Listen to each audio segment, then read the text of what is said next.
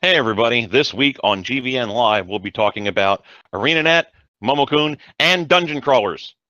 Probably in that order. Take care, guys.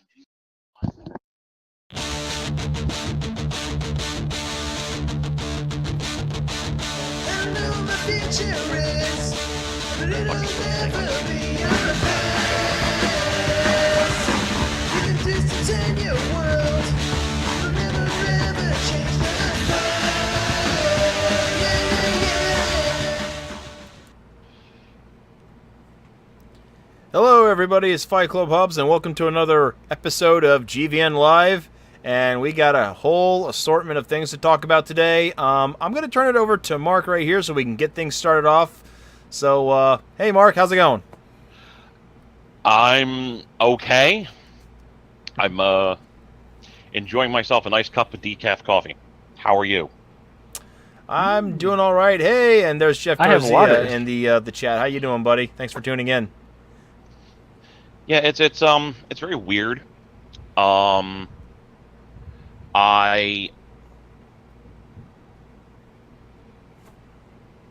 basically, when I was like younger, when I was like 20, even 30, I was like, I don't know who the hell drinks decaf. It's so weird. It's a dumb idea. Why would you drink coffee for for whatever, blah blah blah.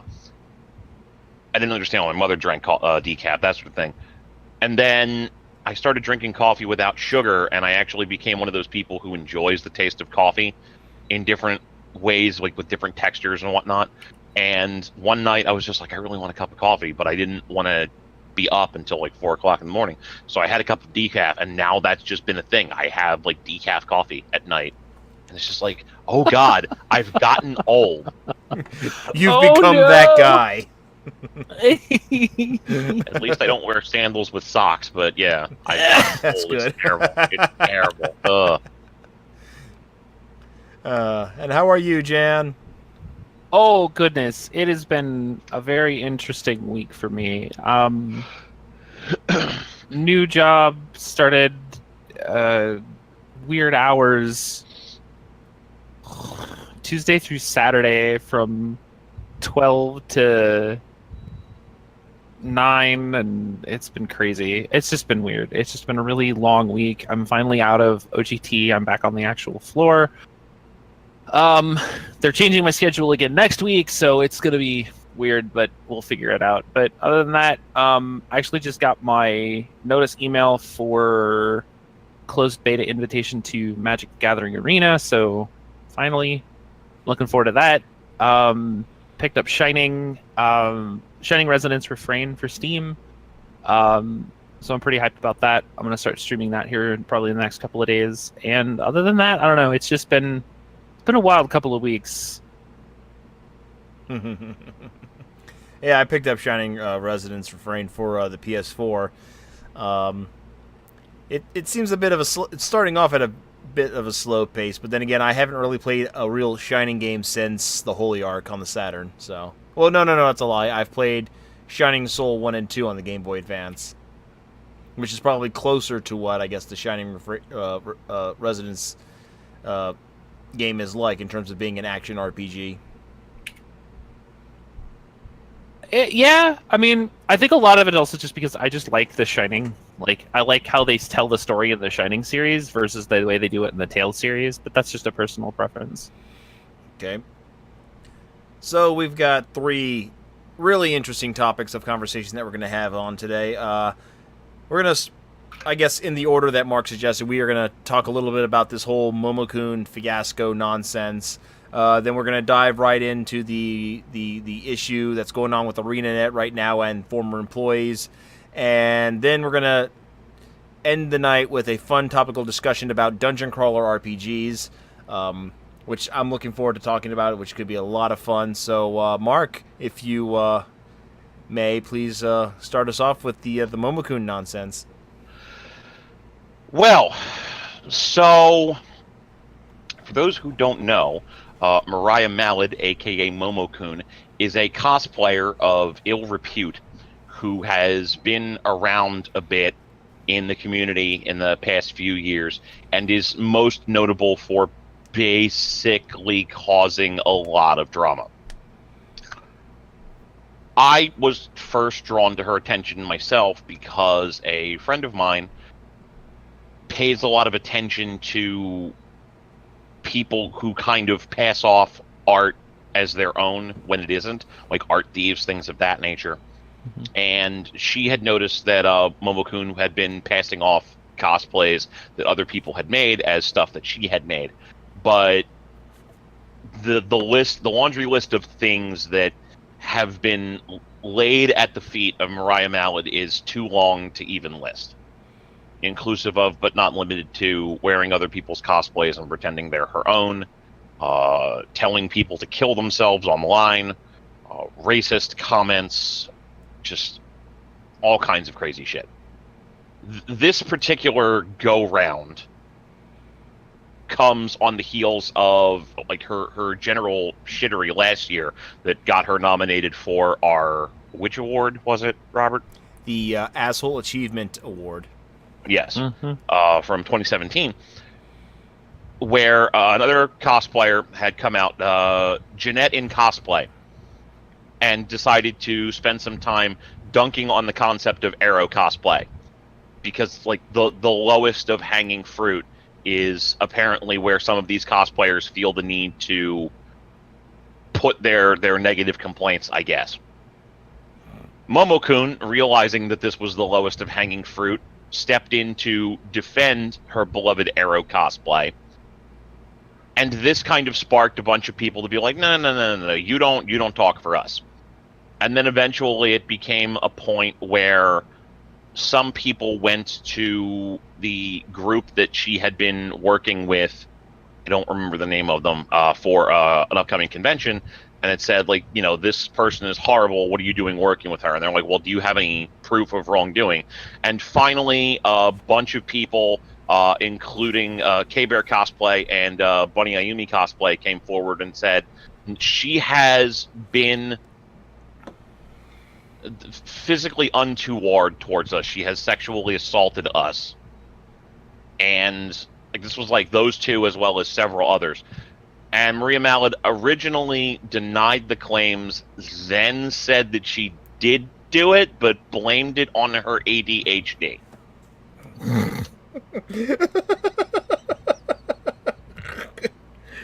It just sounds So dumber here we the are. more you hear it. The more you hear it, you just can't help but laugh and shake your head. Look, So I here we have are. ADHD. That I is have not something ADD. that can be blamed on ADHD. I mean, let's be clear here, Janice. You are also an inappropriate person sometimes. I'm not saying that you would go up and randomly grope a woman if she, wasn't cool with it. I'm just saying, there has been some inappropriateness. Fair. I don't know if we would blame that on your ADHD or all of the years that you've spent on 4chan, but 6 of one, half a dozen of the other. Guilty as charged. But yeah, so I mostly just wanted to talk about this for a bit because we had mentioned Miss Mallard, at the end of the year awards for 2017, just being a shitter. And I was like, you know what?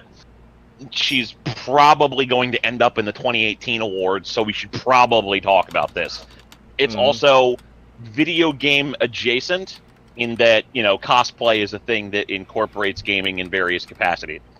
So it is worth, at the very least, going over on some level. Now, for me personally, I want to be clear. I have no opinion of Mariah Mallard's aesthetics. I don't care what her weight is. I don't care what she looks like. I don't care what her own homemade cosplay looks like. I don't care that she's an Arrow cosplayer. I don't care about the rumors of her having gotten liposuction. Don't care about any of that. Doesn't bother me. Doesn't matter to me. If your entire business model is based around being some type of attractive in costumery in order to make your money on a month-to-month basis, that's fine. Like, I don't give a shit necessarily what you have to do to get there. My disagreements with her as a person begin and end with the fact that she's just horrible. She's just the worst. I would agree with that. So I want it to be understood. If anybody's coming forward and dunking on her for her optics, for her aesthetics, I don't give that any credence. I'm not on board with those people. I don't have any value in that conversation. That having been said, wow, what a fucking awful person she is. Jesus Christ. It's like the more you dig up, more you read up on her, like the more and more nightmarish things you just keep reading about. Yeah, pretty much. Right, it's just frustrating that anybody would come forward and just be like, yeah, I did, molest these people, I did assault these people, but my ADHD made me do it. What? Yeah, your ADHD made you go over to a female cosplayer and pull her top down. Yeah, okay. Mm-hmm. I hurt so much right now. My brains are just very confused in general about this. Like, I don't know what makes you as a person think that, like, any reasonable human being is going to nod and go, yeah, I'm on board with that. Sure, absolutely. But no, fuck off. It's just baffling that I think there might be a standard here, a double standard here. It's like, the moment, remember a few years ago when it was female cosplayers that were coming out about, the guys, constantly perving on them, cosplay is not consent. That whole topic we talked about on the old GVN radio podcast, Mark. Yeah. And now it's coming to light that, oh, hey, female cosplayers are just as bad, apparently. And for the main thing I think that is important to note here is that, like, Mal had probably looked at it as girls just having fun, sort of thing. And I think that there is a good discussion to be had in this, in that, just because you are the same gender as the cosplayer that you are interacting with doesn't give you the right to behave differently to them from how you would behave to somebody of the opposite gender. Mm-hmm. People don't necessarily want you inappropriately touching them. And I do think this is a good lesson for people to take away, because, you don't know what somebody's situation is. More than a few people came forward and said that, they were not friendly with Mariah Mallett. They didn't know her. They had never met her before, or they had maybe met her once when she started, like, getting handsy with them. And you don't do that. I don't know that I would feel comfortable necessarily doing something untoward to that level with somebody I've known for a period of time. But they're specifically talking about scenarios where it's like, this is your first time meeting this person, and she's, like, groping your breasts. Yeah. Mm-hmm. It's just, bad the one touch. that I saw... Oh, no. The one that I saw, there was a video, she was doing, like, these weird half interviews with, I guess, another cosplayer at, like, a specific convention, and there's a guy, and he was at her booth and was buying her merchandise, and the other girl egged her on and was just like, hey, they were playing Truth and Dare, I believe. Yeah, they were playing Truth or Dare. And she said, no, you don't get to truth me, only I get to dare you. And she said, I dare you to touch him. And she said, okay. And she walked up to him, and she, like, slowly just grabbed his butt. And this dude looked at her and stopped for a second and looked back at her, and then slowly got away from her and started, like, yelling out to somebody else in the background, like, yo, bad touch. Like, that in its own right, it's just like, no. Don't do it. Just don't do it. Why do you think that you're appropriate in doing what you're doing when you're actually not? It's one of those things, I think, where the more well-known and popular you are, it seems like some people just feel like that they can just get away with doing, some of this shit. And Momokun feels like that she's at that point or plateau where she can start getting away with stuff. And all it took was just one person coming out against telling the convention, why are you working with her? And then immediately they got flooded by a bunch of these other cosplayers and convention goers who pretty much just reported all this activity with her. So it's just who knows how long she's been getting away with doing this nonsense. I mean, she's been cosplaying for what, at least the last 5 or 6 years. I've only known about her for like the last 3, to be honest.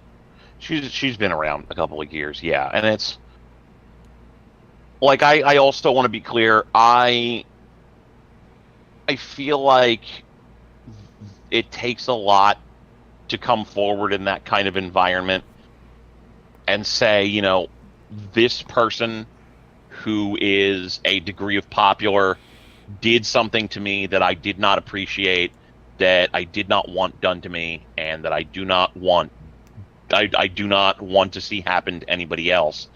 And, you know, I do know that these people, to varying degrees, had been in, like, associated friendship circles for, like, a minute. So I can't imagine what it would have been like. But, you know, for everybody that came forward on this, I have to imagine that has been some shit to deal with. Like, that there's probably been, you know, fans of Momokun, although I don't know how many people want to admit that they are her fans in public at the moment. Like, even people who are still her friends, as I understand it, have, like, removed pictures of themselves and her from social media accounts because they don't want to be directly associated with her right now, and I don't blame them. But, you know, like, I can't imagine what it would be like, you know, being harassed to that degree. But whatever amount of fans are coming forward to defend her. So, you know, good on everybody, male or female alike, who came forward and said, you know, I didn't appreciate this and I don't want it to happen ever again. And it's a good thing that a ton of people have come forward about this, because if it was only, like, let's say, like a few, like a small handful of people that came forward about this, those people would be swarmed by not just, you know, fans of Momokun, but the trolls and, you know, the nut jobs that are like, there's nothing wrong with a woman touching people or something like that. Like, they would be harassed and probably receiving death threats, like, en masse. So it's I guess it's a good thing a lot of people came out about this. I mean, sure, but in the same light, there's always this idea of, you know, when it's the same gender doing it to the same gender, it's not really, it's not sexual harassment. It's just it's just fun time. It's playtime. No, it's the same thing. If a guy did it to another guy, it would have been blown out of goddamn proportion by now. Right, I'm just saying, because it's a girl doing it to other girls, it's okay to see something like this happen, but it's still a bad thing. But it's not nearly as publicized, and it's not nearly as dramatic as if it were the other way around. If it was two guys, people would have lost their shit by now over something like this. Oh yeah, like if I had come up to you at a con, Robert, and I had, like, you know, touched your dick, and like you had come out and been like, you know, like, I don't want to be around Mark B. Writing anymore, he touched my dick, that would be a thing. That would be a huge fucking problem. But, you know, like, if two ladies have that kind of a situation, people tend to err on the side of hot lesbian fun time, and it's no. So I do appreciate that a lot of people came forward on it and that people were taking it seriously. I also appreciate that people were taking it seriously, considering it's within, you know, the Arrow cosplay community. Because, I mean, you know, a lot of these people present themselves in cosplay that is, you know, lewd or risque or, you know, sans a degree of clothing.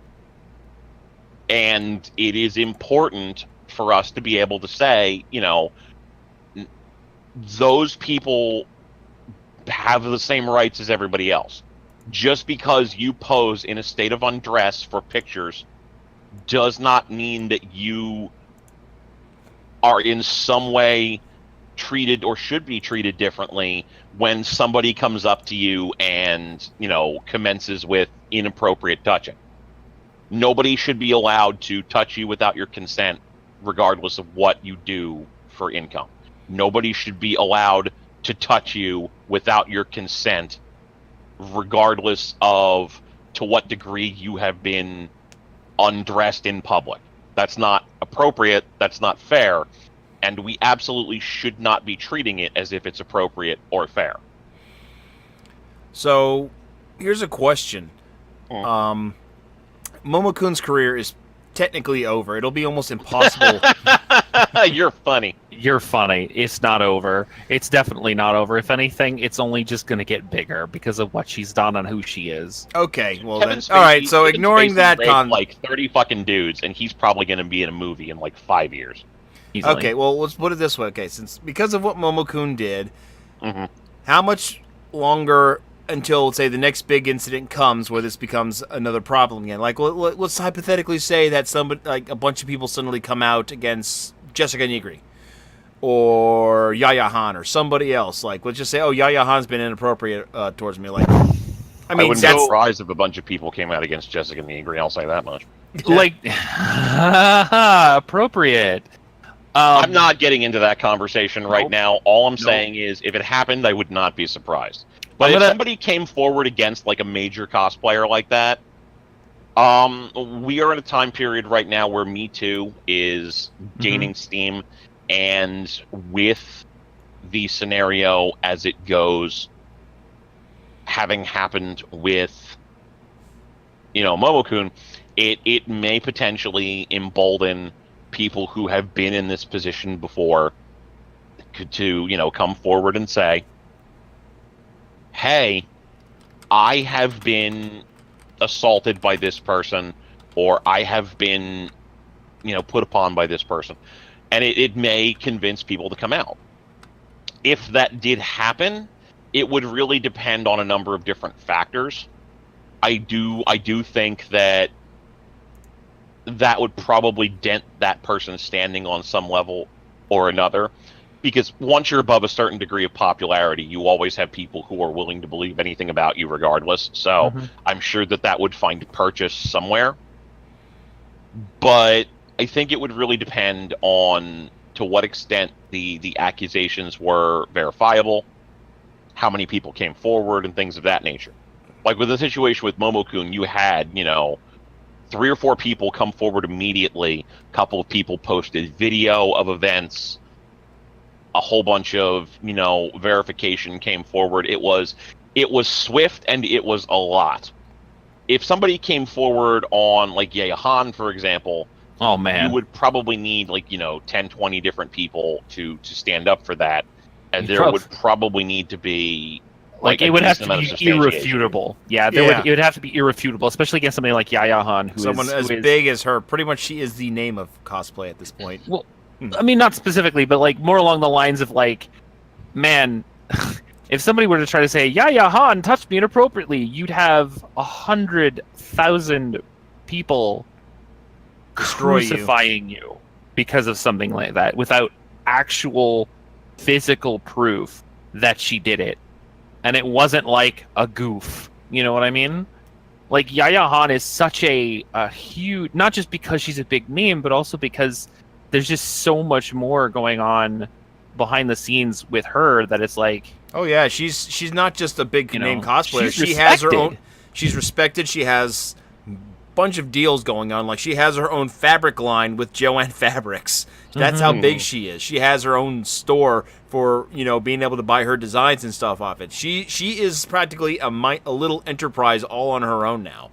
mm-hmm. So like one or two people coming out against her would literally be like, she wouldn't even have to lift a finger to do anything about that. It would be her fan base that would destroy them in a second. Oh yeah, for sure. Unfortunately, but yeah, that's, and that's kind of the way that is. It a lot of, like, a larger entity is not going to be brought down by one person putting an accusation against them.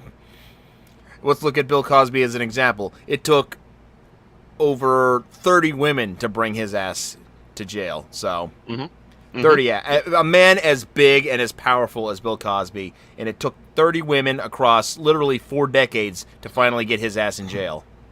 Yeah. Yeah, I mean, like, at the end of the day, I feel like somebody like Yaya Han is probably just going to be accused of being an asshole, because I've seen many people accuse her of being an asshole, and nobody's going to, like, stop buying your products because you're an asshole. So unless things change, I don't think that's going to be an issue for her. As an example, like I don't see her as the sort of person who would do that kind of thing. Mm-hmm. But if that sort of thing came forward, yeah, that would probably take some doing. Though the fact that like you can look at her and you can say, you know what, I don't see that sort of thing happening. Mm-hmm. I don't see her being that person. But like with somebody like Mariah Mount, it's like, no, I believe that. Yeah. One person could have come forward and I would have said, yeah, I believe that. So it's again, it's you kind of reap what you sow there, I guess. Yeah. Yep. Okay.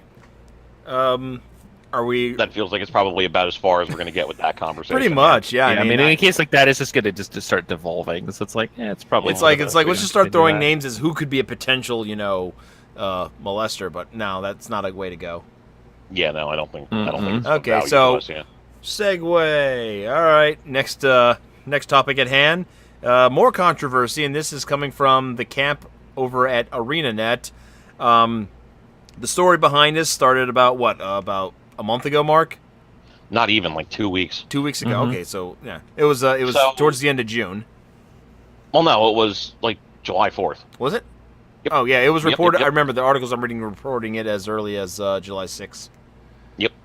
So basically, the TLDR of the situation is Jessica Price was a scenario writer for ArenaNet, and she has been a vocal proponent of like gaming rights, women's gaming rights, things like that on her Twitter for a while. She posted a long form thread talking about narrative structures as they have to deal with over at ArenaNet with Guild Wars development and challenges that they come into and things of that nature. A streamer account who I've literally forgotten his name at this point because he just matters so little to the context of the situation, basically showed up in her mentions and gave her some replies. Depending upon your perspective of the matter, he was either nice and respectful, or he was actuallying her. Either way, she responded by telling him, "Thanks for telling us what we do every day in this job, my dude." And he objectively got butthurt over it. By the way, the guy's name is Dior from at Dior Gaming, if you want to know his Twitter name. Yeah, he objectively got butthurt at her response.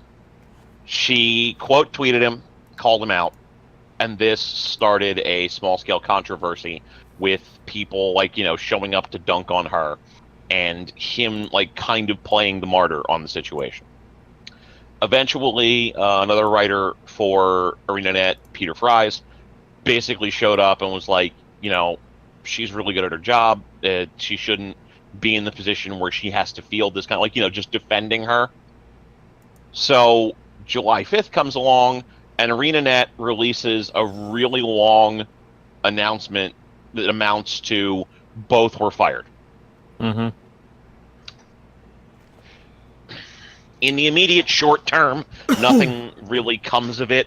ArenaNet just makes the big announcement, and it was a fairly large announcement, let's be clear, defending themselves and announcing that Fries and Price were fired.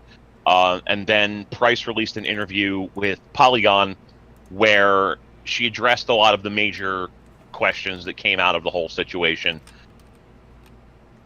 Had she ever been she had never been told to dial it back on her social media to the best of, it's her word against theirs, obviously, but she states that she had never been told to dial it back on social media, that they never gave her any sort of real formal structure for how she was to behave on social media, and that if they had, that she honestly wouldn't have bothered trying to join the company in the first place. That the termination came completely out of nowhere, that she didn't feel particularly bad about what had happened as such, and that the way that they felt that she felt that they had done it was very much a case of them hanging the group collectively out to dry. Just being like, we don't want to be involved in this, so feel free to dog pile on them as much as you want, sort of thing. And ArenaNet CEO, Mr. O'Brien, responded with an 8-paragraph response that didn't really refute anything that Price had said, and essentially just said, well, they should have just not said anything, so we wish them well in their future endeavors. The internet, needless to say, has been deeply, deeply upset about this ever since, pointing to the idea of the usual suspects taking a degree of joy out of watching these two people get fired. And we have seen in a few different cases dickheads actively attempting to start fights with writers, developers, etc. that they don't agree with, and then trying to, tag in that person's corporate overlords and say, hey, do you support this sort of behavior? So it's assholes are learning exactly the wrong lesson from this, objectively. But a lot of other people are also kind of acting like, it's the end of the world, and it's, a death sentence for being able to express yourself publicly. So there's a lot conceptually to unpack from it, I guess. I mean, I look at it this way: if you're going to be tweeting on an official business Twitter about stupid shit, you're the one that fucked up. You fucked up. But it's not her. But it's not an official business Twitter. She did mention that she was employed by the company in her bio, but it's her personal Twitter account. Now, I do want to be clear. It is okay for the company to say, here's our social media policy, here's how you are and are not expected to behave. Right, exactly. But by all indications, she's saying that they never outlined a social media policy for her. Yeah, that's what I was going to say, because even my company, Little Acme Markets, has kind of a social media policy that they try to enforce every once in a blue moon. Mainly because, every now and then you'll have some 16-year-old kid that works at my company that gets so pissed off at work that they'll say something like, oh, I'm going to come in and shoot people up. Which is, stupid. I mean, yeah, you just watch your mouth. Yeah, watch your mouth. It's just a matter of, almost every company has, to some degree, a social media policy at this point, after, the boom with Twitter and Facebook and everything else that's been coming up. I mean, the Philadelphia Eagles organization fired like at least 3 people, for, mouthing off and saying dumb stuff about their organization, and finding themselves unemployed the next day because, oh, hey, my bad. Or people getting fired because, they're dumb enough to post, photos of them getting drunk and high on their Instagram account. So it really should be, at this point, common sense to conduct some form of, of just instructing yourself to just watch what you say, especially if you're employed by a pretty big company that communicates with their, fan base, kind of like on a regular, especially with a streamer like this guy.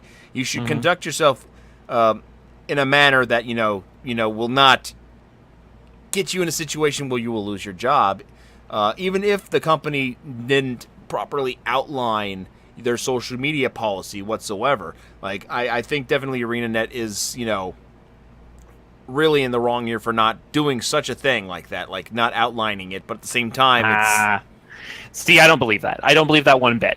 So the company that I work for currently is a well, I'm not saying they're entirely at fault. contractual... I'm just saying she could have a legal ramification right there. No, for she this. doesn't. And I can tell you why right now, and I know for a fact that they have one. And every major video game company has one. Every major technological company has one. It doesn't matter where you work for. If you work for anybody in the tech industry, you are going to have some sort of social media outlined, some sort of guidelines outlined during your training. It happens. I work for an offshoot little company that does tech support And I tell you right now, one of the very first things is if you're going to be on social media and you're going to be talking about our company, here is the pages for our Facebook, here's our Twitter, these are the things you can say, these are the things you can't say. It happens everywhere. It doesn't matter where you are. I guarantee you she's trying to say this to make ArenaNet look bad so that she can try to get her job back. This is not something that she did without thinking forward, because guess what? She didn't. All she did was mouth off to somebody, got caught, and got fired for it. Is that a good thing? Probably. But is there something guideline? Is there something written down there that she probably just ignored?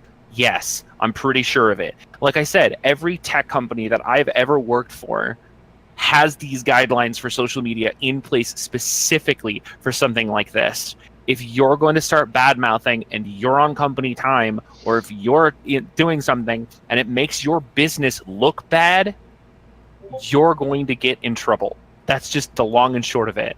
I used to do the same thing that Jamilian used to do. I did video game promoting for C3, little tiny company based out of Colorado with 10 different people, and the very first thing we talked about was, if you're going to talk about stuff on social media, you need to separate what you talk about in terms of video games from your personal stuff. So your Facebook, your Twitter, everything. You either need to make a new page for it, or you need to only do what we need you to do and keep everything else as private as possible, because we need to be seen in a public light, because we're seen by hundreds of people all over the internet on a daily basis. We don't need bad press. It happens, it exists, and I know for a fact that this kind of stuff happens all the time, where people are going to sit there and they're basically going, oh, it's not going to happen to me, no one's watching my social media, and then something like this happens and it blows up in your face because you're like, oops,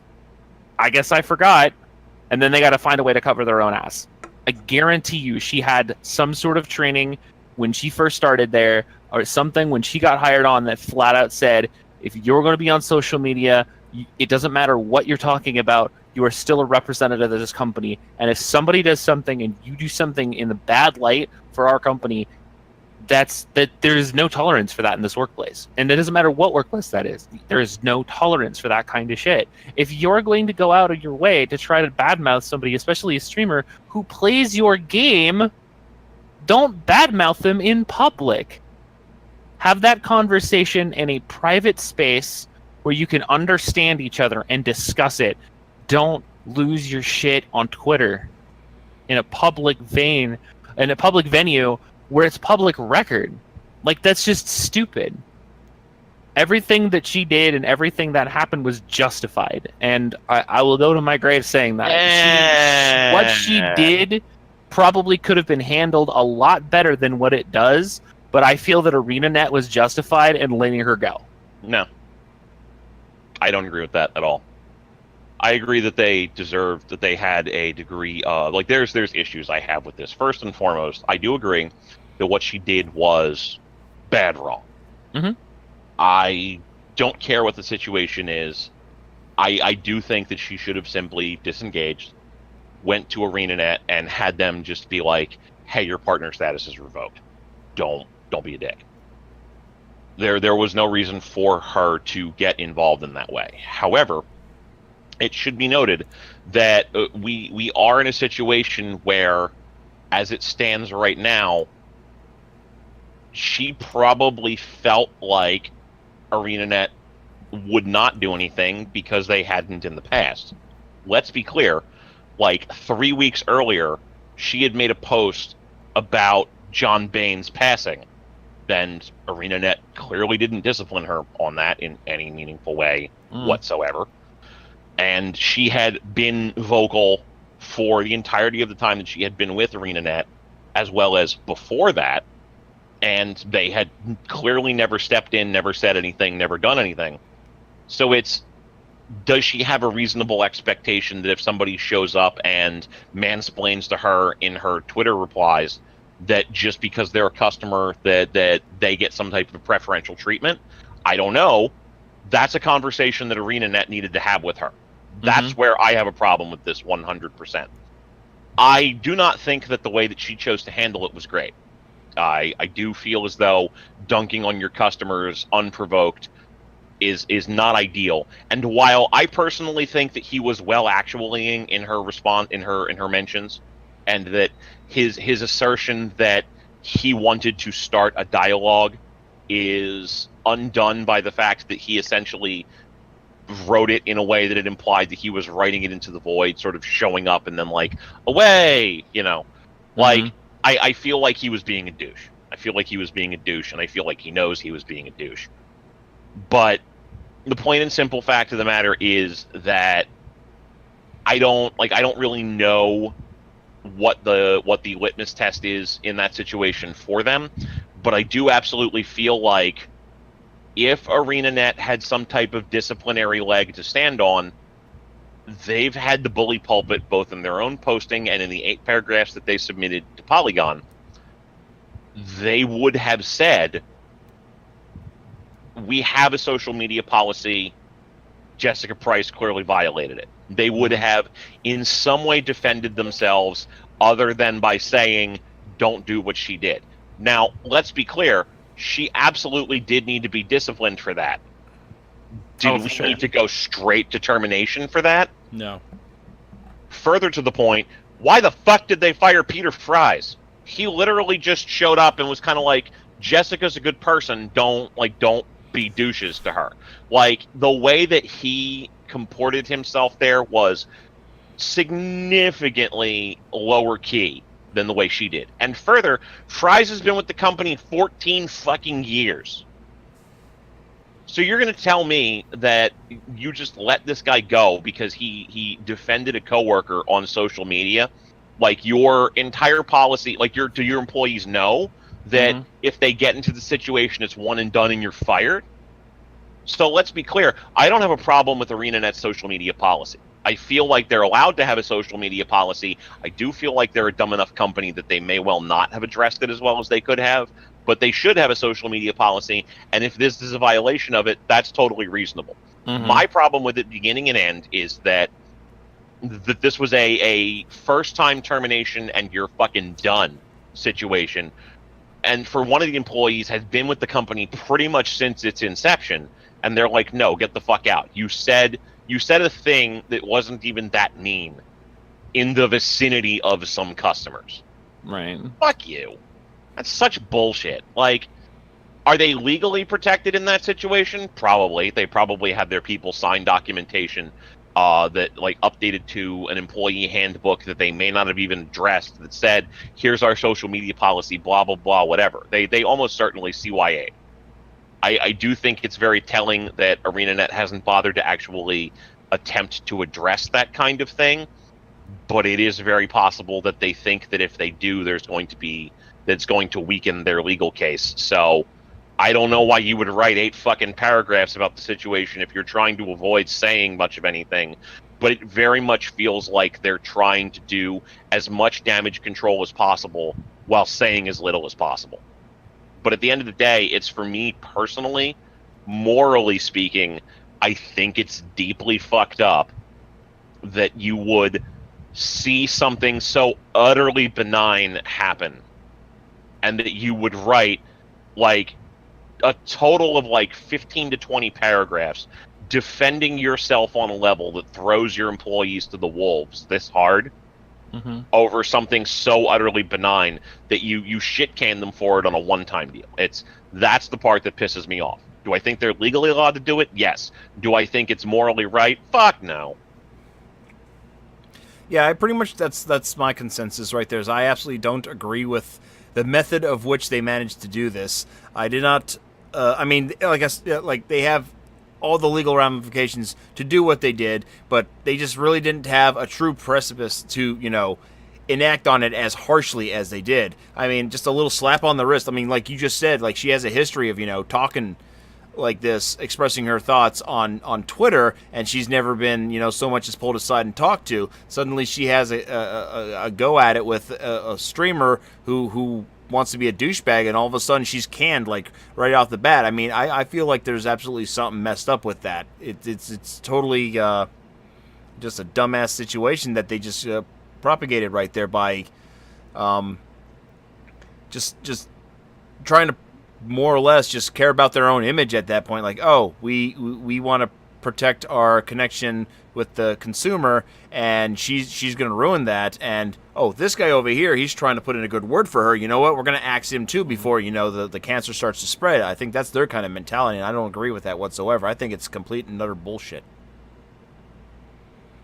I mean, in the vein of understanding, we don't know exactly why it was that they had the ability to just outright fire her, specifically her. And a lot of it is we don't know if there wasn't any other sort of hits there.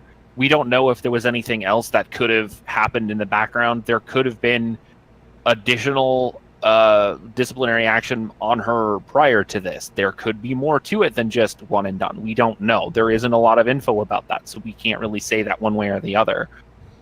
Were they justified in doing what they do personally? I think they were. Did they do it the right way? Probably not.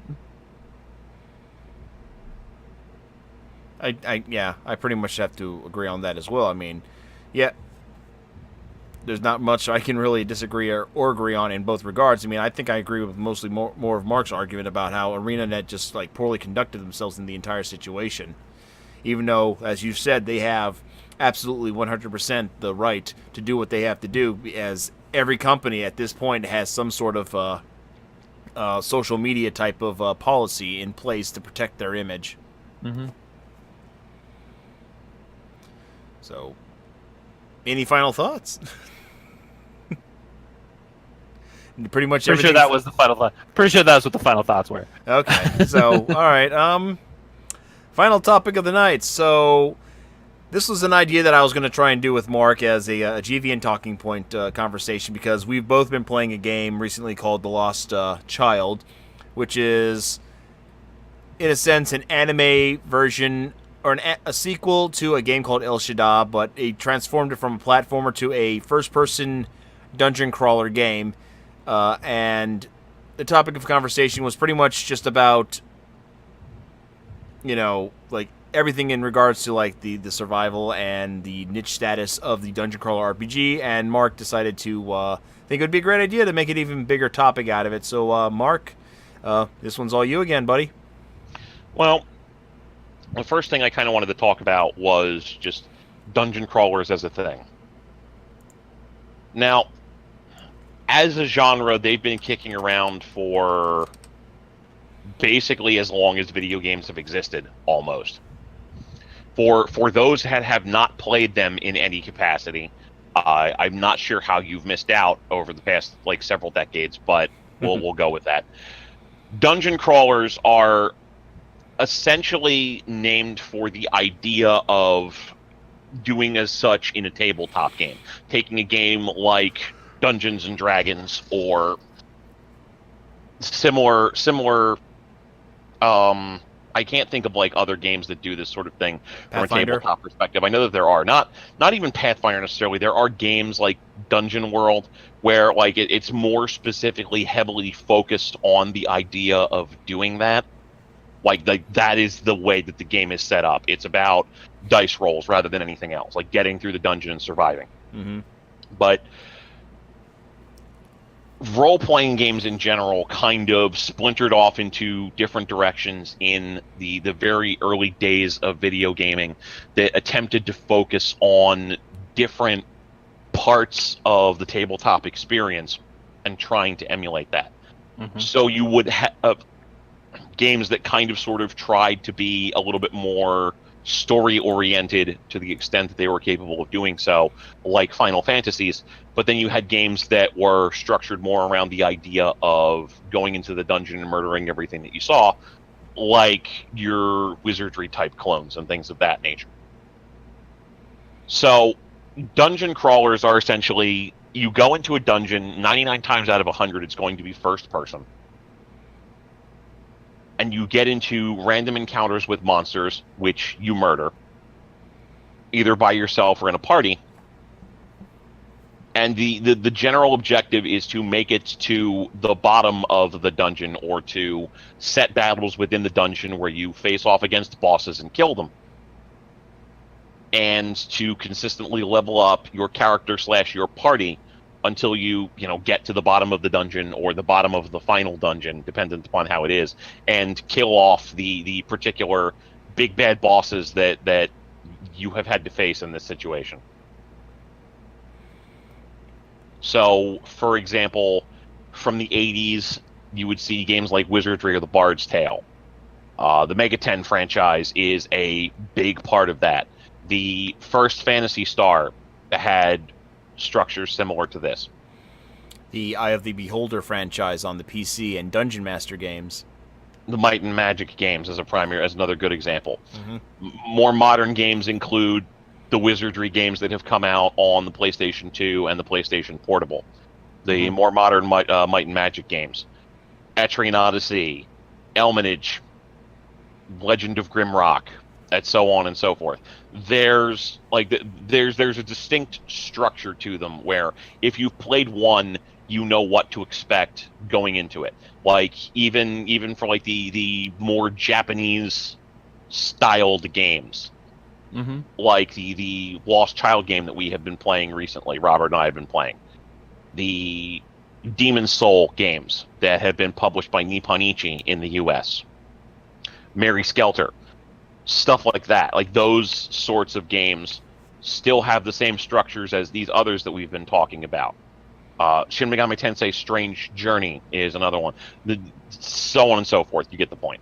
It's they all have like very specific frameworks that are immediately visually and mentally recognizable if you have played anything in the genre at all. What's interesting is that in the West, we haven't really seen as many of them come out. Like, we'll see independent games come out. Like, again, Legend of Grimrock, other sorts of games on Steam that have popped up. But I think, like, the only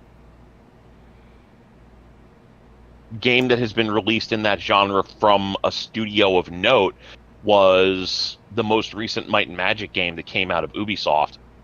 Might and Magic X, right? Or was... Yeah. Yeah. Which very much was a dungeon crawler, and it was a great dungeon crawler. I thought it was awesome. But major corporations in the West have largely abandoned that genre to the independent market, where you see stuff like Paper Sorcerer come out to do things with that. AAA developers have largely abandoned that. But Japan loves the shit out of that genre. Again, Etrian Odyssey, the Persona Q game, Shin Megami Tensei Strange Journey, Demon Soul, or Demon Gaze, excuse me. Basically, Stranger of Sword City, anything from experience as a developer overall. Just like so many of these games come out of Japan. Like for whatever reason, that genre kind of passed us by in the West, but in Japan, like it continues to still see annual releases from multiple different companies.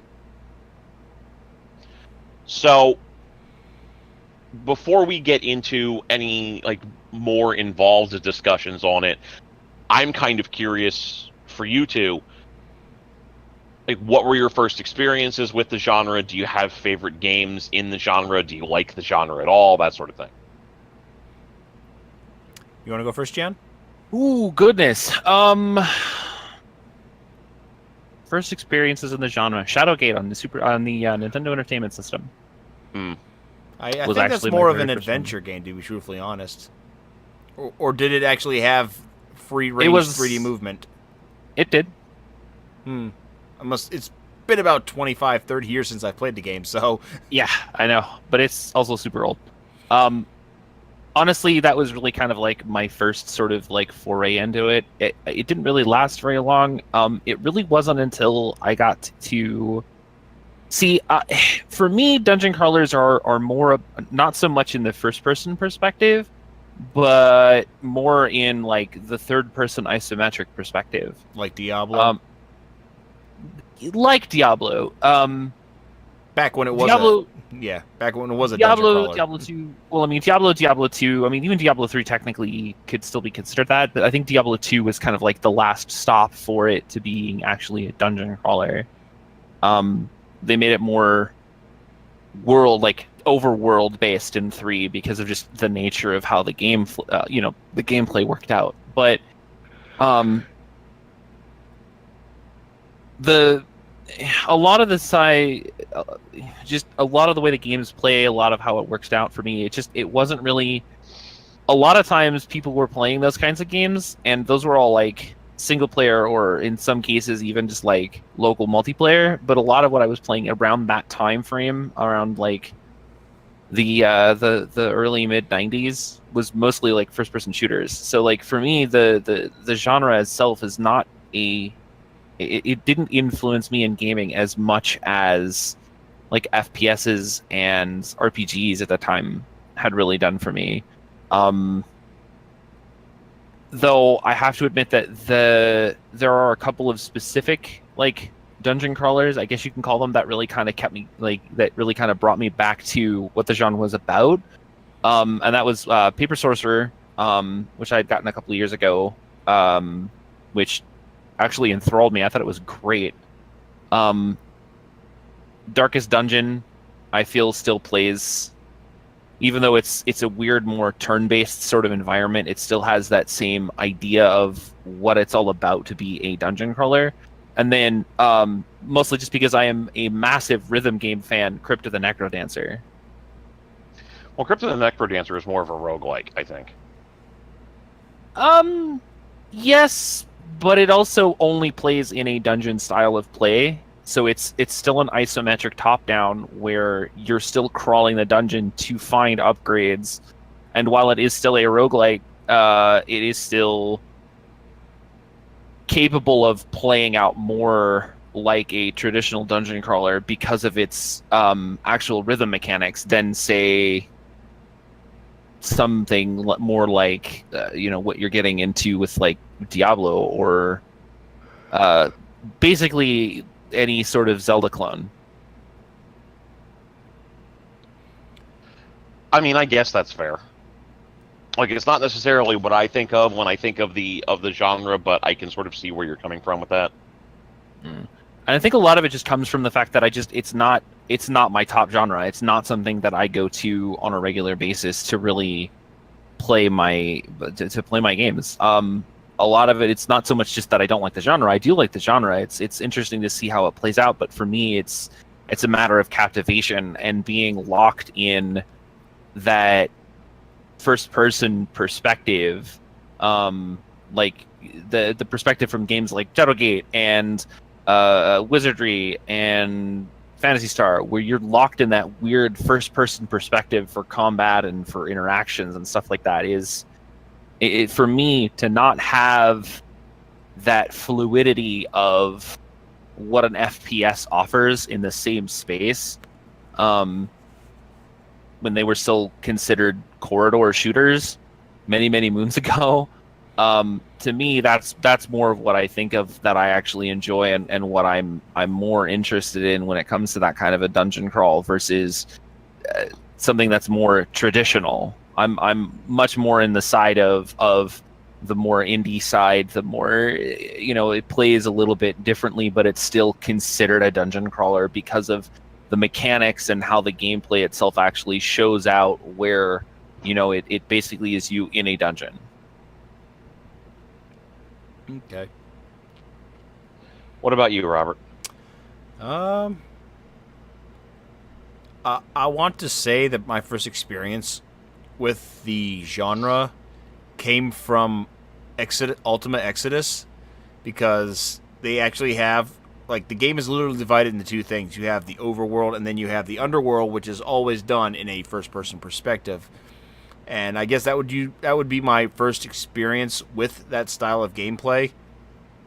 And I would say it wasn't until about 1990 when I actually, started getting into the genre itself with a lot of the PC RPGs that were coming out at the time, because they were just a lot more easier to make than trying to, do what, was being done on the consoles at the time in regards to games like Final Fantasy and Dragon Warrior. They were just continuing the template that was set by Wizardry, being like the first CRPG out there. I would say Dungeons and Dragons Eye of the Beholder was the first dungeon crawler game that I have played, and as a whole, that franchise is something I really enjoy. I own quite a few copies of that game. I think I've played the PC version, I played the Amiga version, I have the Sega CD version, which I consider to be the superior version out of all three for the Eye of the Beholder games. I would say there was a short break between me playing anything in the 90s, because after that I think it was just Shining in the Darkness and Shining the Holy Ark, which were the only two notable dungeon crawler RPGs that were ever made for a console, outside of maybe Arcana on the Super Nintendo, which was an interesting thing because it tried to combine its combat with card-based elements. It wasn't I kind of stepped away from the genre in general because it wasn't really doing anything. It wasn't really evolving much up until about the early 2000s, when games like started coming out on PS2 and on the PC with updated mechanics for the dungeon crawler genre. But I wasn't really getting back into it. It wasn't until Legend of Grimrock came out that I got back into the genre, and I really I started seeing the genre actually even though it wasn't taking major steps, it was still taking steps towards evolving in this day and age in order to stick around as a form of RPG that people can pick up and play. The Lost Child being another one that I've found a lot of joy in because it's got its little got to catch them all Pokemon aesthetics to it, which makes it kind of fun in its own weird way. So there's my experience right there. For me, the first game that I played that had the sorts of elements was Phantasy Star. While it's a little bit kind of an outlier as far as that sort of game goes, it's got a lot of the same frameworks that I think it would count there. I was not a PC gamer growing up. I had access to one once I was a teenager, but as a little kid, all I had was console games, and there weren't a whole lot of dungeon crawlers available for consoles.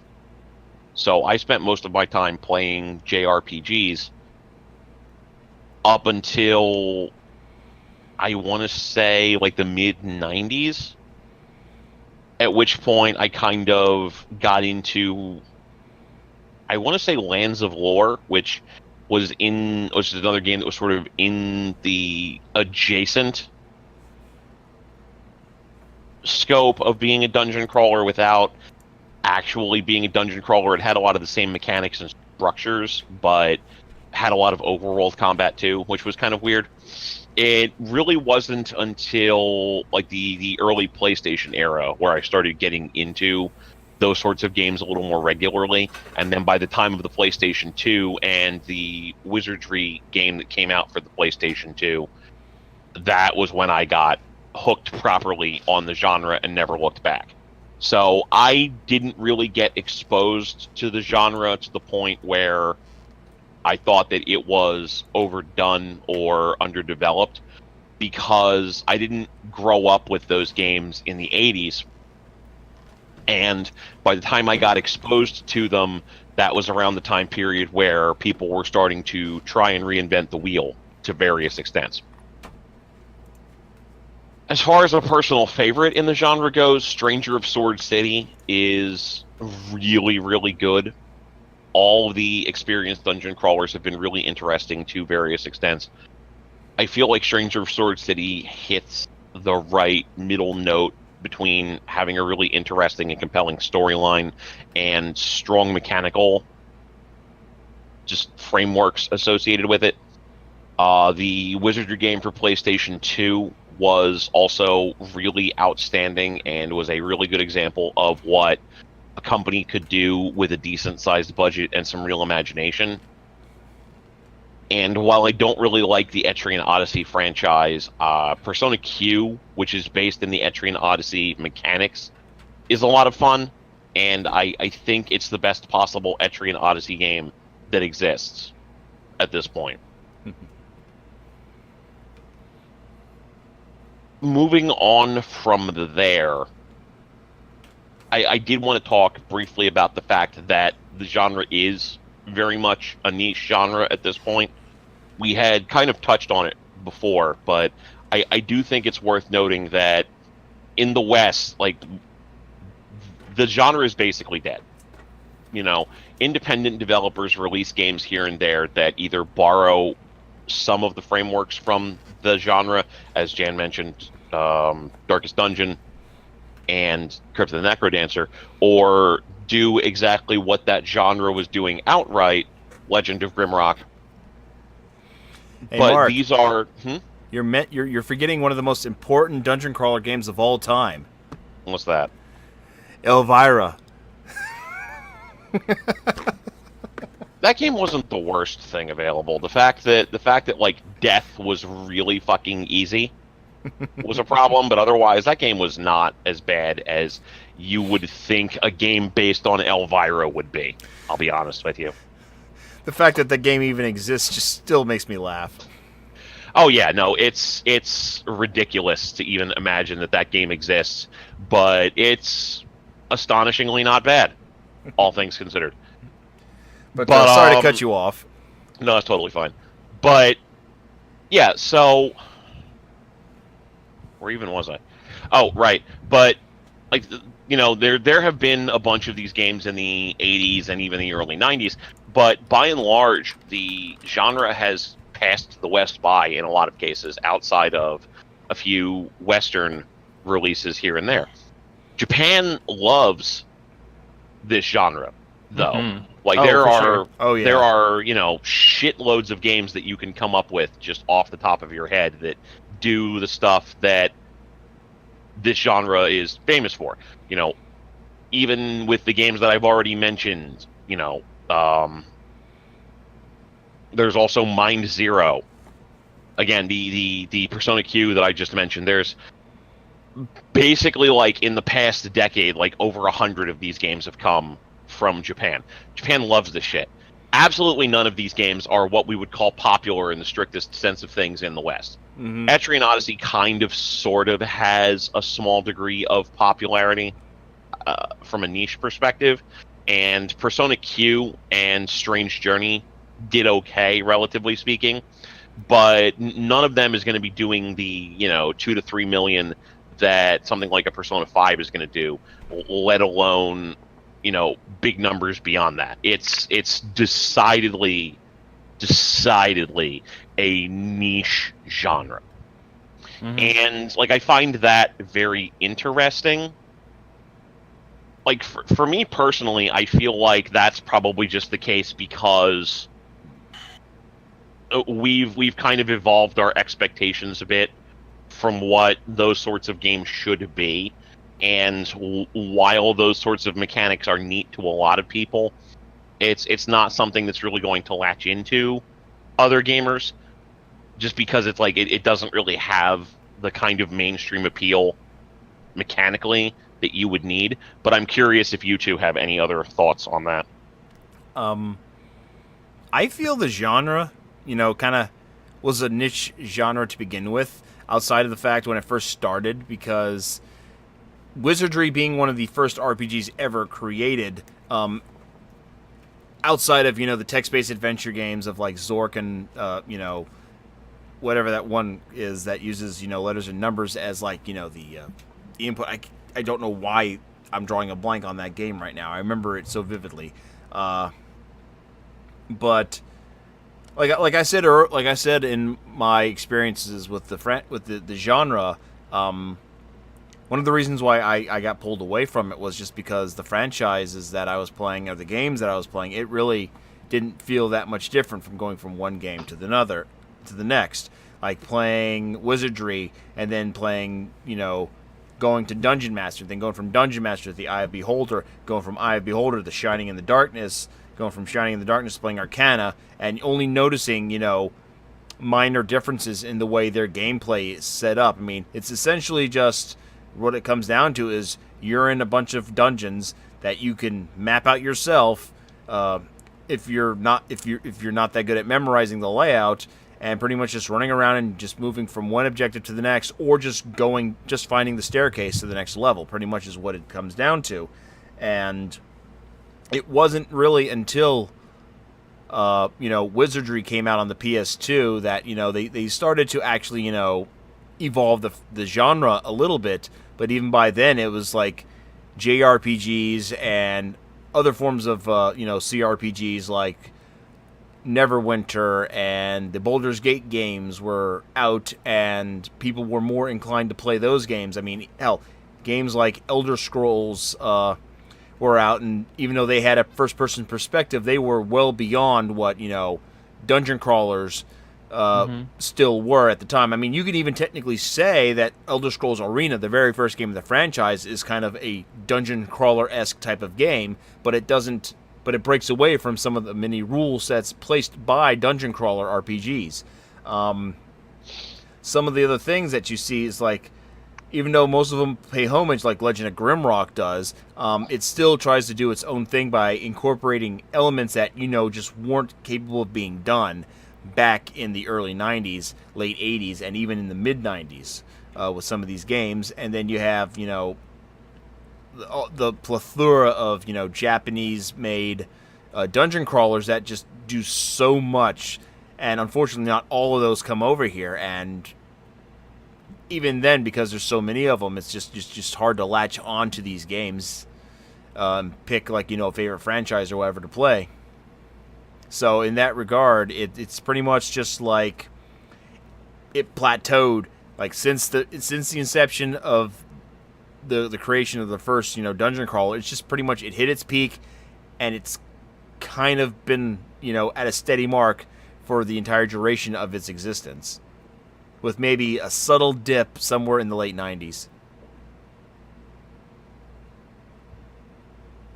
I mean, dungeon crawlers as a genre for me is really rough because it's just, to me, it's not my aesthetic. It's not my play style. It's not something that I am capable of being able to keep a lot of attention in for lengthy periods of time. And a lot of it just has to do with the fact that it's got to keep me motivated to want to continue to play it. And a lot of times, most dungeon crawlers don't do that. And the ones that have recently have been like Darkest Dungeon and Paper Sorcerer. But that was purely because of the aesthetic of the game and how the game looks, how it plays, how it acts with itself. Those are the kinds of things that really keep me coming back to a game in general. Plus, if the genre were more like that, then I could understand that. But a lot of times people go back to this RPG Maker aesthetic that just doesn't do it for me. And it's really rough because at the same time, it's like, I want to like some of these games because the storyline that occurs in these games is really solid. And it's got really decently well-written storylines, but at the same time, it's just like, it just doesn't hold my attention. It just doesn't keep me wanting to come back to actually keep playing it over and over and over again, or just to even finish it for the first time, depending on which one it is. A lot of times, the way I play something in more of like a JRPG genre is going to hold my attention a lot more than something like what we normally would see in a normal dungeon crawler style game. If I'm going to dungeon crawl, I want it to be more fast paced. I want it to be more like a rogue. I want it to be more like a roguelike game or a roguelite game. Games like Crypt of the Necrodancer, Dead Cells, stuff like that, that's going to keep me wanting to keep playing the game because it shows more of an active role in how the game is played and how you go through and actually make it through the enemies. Whereas in something like the standard first person sort of moving forward kind of perspective is, to me, it's just really rough because it doesn't seem to, I don't know, it feels like the pacing slows yourself to a point where you're just kind of, you're literally crawling along in the game. And I get that in most cases when you're doing it in like tabletop, it's a completely different venture because there's still that level of interactivity between yourself, the DM, the other players. In a standard dungeon crawler environment, for me, it feels different. It doesn't feel like it's cohesive enough for me personally to be able to continue to want to try to play the game all the way to the end.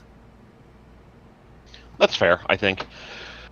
There's definitely a specific expectation to how those sorts of games would work, and structurally that may not be something that's going to immediately appeal to someone, dependent upon what sort of games you might or might not like. So I can completely understand where you're coming from in that regard.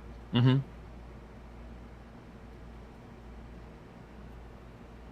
Going along that line, do you think there is a way for the genre to expand outside of its current niche existence? That's rough. I think that in Japan they did some really strange things to really bring the genre back to life. Games like Mary Skelter, where you've got this really strong narrative. Compile Heart themselves just have really strong narratives in their game, even if a lot of time it's troll.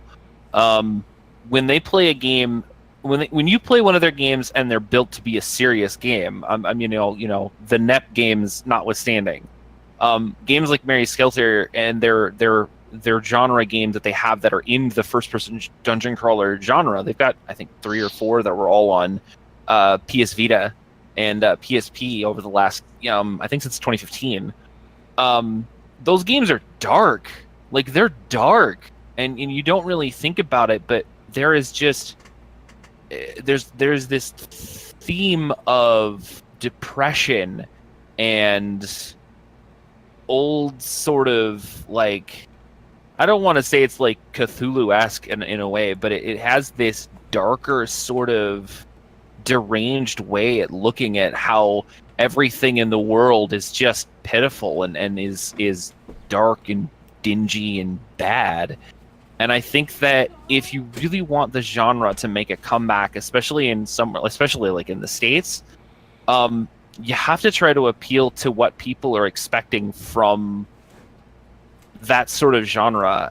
I mean, if you were to say, okay, if you were to take a game like Amnesia and turn it into a dungeon crawler, do you personally think that would be something that would be a better way to make the genre more popular? No, because I think in a sense Amnesia is a game that requires, Twitch reactions in order to play the game, and putting it in a system like a dungeon crawler where it doesn't rely on Twitch reactions or movements whatsoever would take away some of the core elements of that game, which is, your fight or flight reactions to the scenarios that come at you. Yeah, but Five Nights at Freddy's has proven that's not necessarily true. But at the same time, Five Nights at Freddy is also more of an actual horror game that isn't akin to the rules of most other horror games as well. They went out and made their own little niche. The appeal of games like Five Nights at Freddy's and Amnesia is having an extremely limited response to the things that are coming at you, and a decidedly heavy risk of the possibility of death. So with a game like Amnesia, monsters will be actively attempting to murder your shit, and in a lot of cases, you have no response but to run away. In Five Nights at Freddy's, you have the very limited response to attempt to drive them off, but you can't fight the monsters. You can only close the door on them or make sure that they don't get into the room where you're securing yourself. In a dungeon crawler, there's combat associated with that. Right. Like there's a different expectation there, because if you could engage in direct combat with the monsters of Amnesia, it would be a different experience. It would have a different feel to it. And that's what I'm getting at. I think that in a case like where the genre has been and where it's headed in, say, Japan, versus where it would be heading in the States is definitely, it would need to change. That's basically what I'm getting at. If you were to take Amnesia, Five Nights at Freddy's, and mash it together and make it into more of a dungeon crawler where you have actual combat, then I think that something like that could do better over here, because that's the type of mentality that people are looking for. When you think of games currently, and you think of like PT is an example that I think works both as a horror game, but also as what could be considered a next generation dungeon crawler. And if you were to take something like what you had happen with PT and put it into more of a dungeon crawler-esque setting, that would bring people to the table.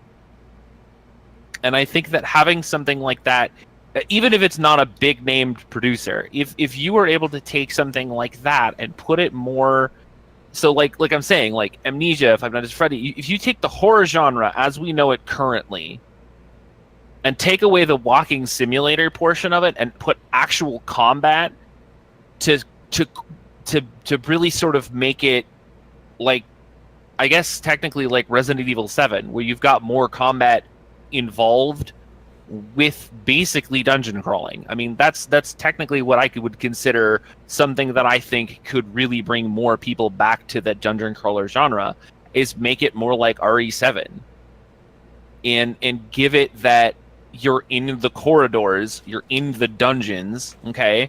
You're still getting weapons, you're getting health items, you're still seeing RPG elements within the actual characters as you're leveling, but it's still first person. It's still giving you the twitch reactions that you'd expect from something like Amnesia. It's still giving you the horror and the jump scare that is absolutely prevalent in current horror games right now.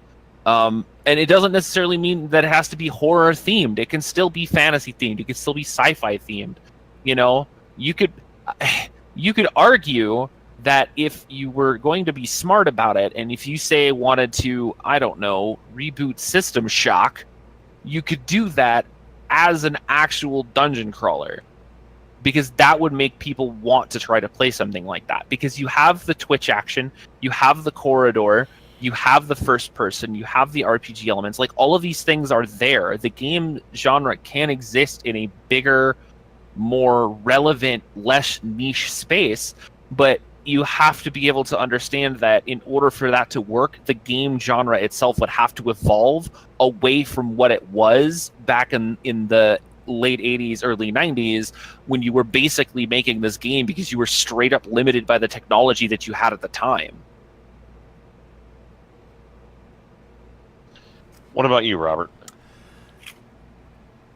I think in order for the genre to grow and to be popular, it would have to pretty much just have that one game that, you know, makes it stand out above all the others, that, you know, brings people in, kind of like in the same way, you know, Dragon Warrior did for JRPGs on the NES. You know, it brought in so many people, or Final Fantasy in the United States. Like, one of those two games, you know, they created something and made what was a niche genre bigger.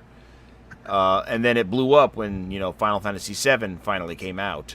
I mean, regular JRPGs in general, or the RPG like genre as a whole, is still like a niche genre. It's just that now we have a smaller niche inside of a niche, and we're trying to make this smaller niche somehow, you know, big enough to pretty much equal its cousins. And it has to find some way of evolving and creating just that one game that can stand out and captivate everybody. But they would have to go out of their way to break so many of the rules that were set, you know, by the predecessors of the genre. Like, a lot of what Jan said makes sense too. Like, you have to be able to incorporate so many new elements into this genre to make it stand out. Like, it doesn't have to be like a horror themed. It could be sci-fi or fantasy based, and incorporate, you know, something like, you know, the 90% of all dungeon crawlers work on a grid-based system, with only a very select few of them give you free roaming in regards to, you know, how you move in a dungeon, because everything works on like kind of a dice-based system, with how enemies, you know, when you move, the enemy moves, or the enemies will actively pursue you regardless, but you're still moving on a square by square basis and stuff like that. if you can create dungeon crawlers that can, give you way more freedom, if you can create dungeon crawlers that, while still doing, like, let's say, a lot of the things that, have made it, popular back in the early 90s, but incorporate stuff. But I personally don't think it will really ever happen because, I mean, a lot of the Japanese RPGs just don't translate well over in the United States. So, I mean, if there was really a dungeon crawler RPG that could stand out and, get the masses to make the genre grow, it would have to probably come from them, because there's not a like you said earlier, there's not a whole lot of AAA studios that are doing these anymore. They're all letting the indie people do it, and I just don't think that's going to happen.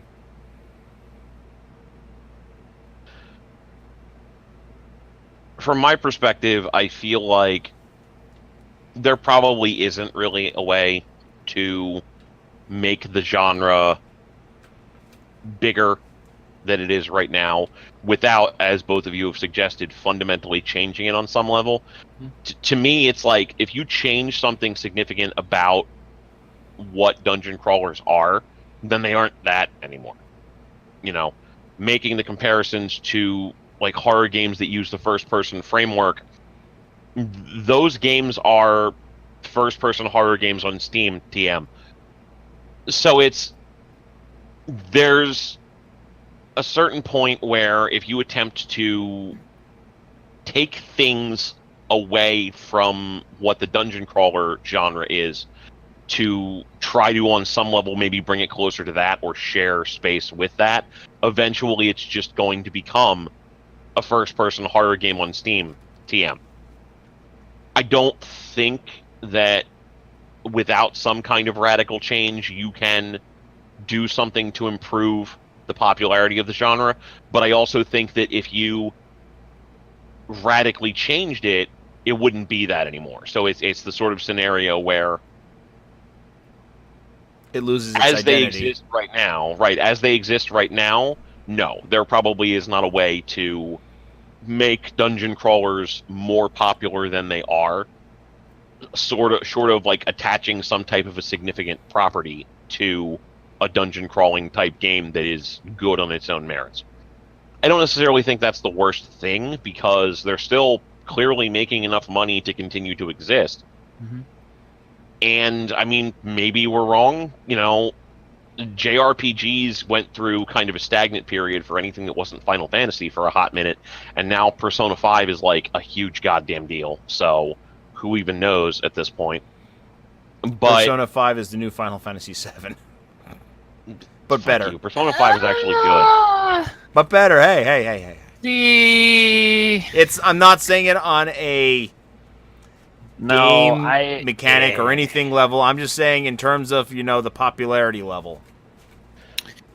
Yeah, I don't know about that. I personally don't think that. I think that while Persona 5 is very good and was very well received, even for as delayed as it was, Final Fantasy VII still has a very special place in a lot of people's hearts and is still very much a very popular game in terms of just the characters and the longevity that 7 itself has seen in terms of its popularity. So I mean, I would say that they're on par, but I personally I couldn't say that. I think that I would prefer Final Fantasy VII over Persona 5.